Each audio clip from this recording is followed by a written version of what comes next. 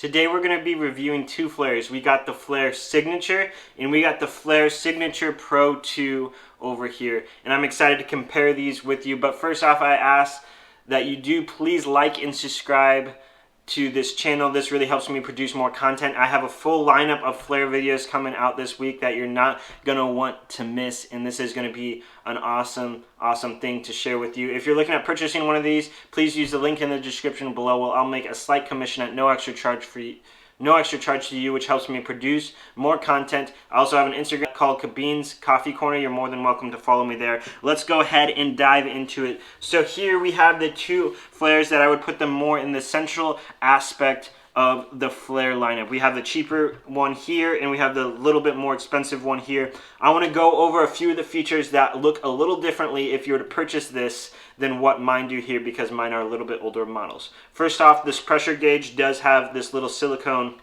piece right here. Mine also has, my Flair Pro 2 also has the heat strip right here, which is not included. The plastics may look a little different here.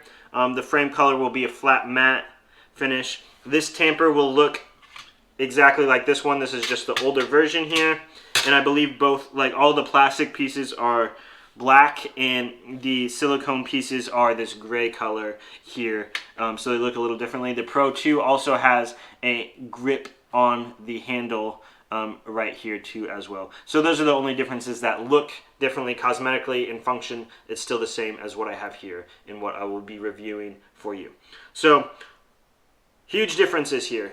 First off is they both come with this little case to travel with. It's very handy. I like it all the time. They both can easily collapse and be stored in there by simply unscrewing a bolt and taking off this top here. I can fit that in a backpack. I can fit both of these in a backpack and easily put that in the backpack with all of my textbooks, the laptop, and all that stuff like that. It's really heavy because I added a lot of things in there, but I can get the job done. So comparing these two side by side, one of the big differences here is the fact that this brew head is substantially fatter. And let me go ahead and throw this side by side here, move the frames out of the way. The frames are the exact same now on the Pro 2 and the Signature outside of the little grip, by the way. So notice how this frame is a lot more narrow on the Signature and a lot fatter on the Pro. That is because they added the width of the portafilter to be substantially bigger.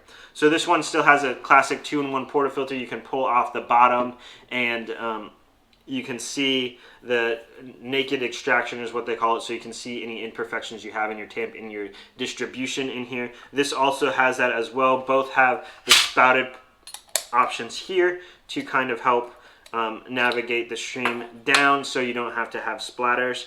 And when you take this completely apart here, this diameter of this is substantially wider than what this one is when you pull this out here. And there's a lot of reasons why this is significant.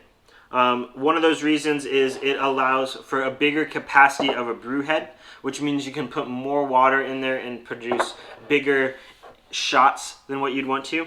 The baskets in here are substantially larger. I can't remember exactly what the capacity of this basket is, but typically I would shove about 15.6 grams is my recipe, and I would do 30 grams out in that, 31 grams out of this. This one I would do 18 to 20 grams, and I would do 36 out if it's 18 and 40 grams if it's 20.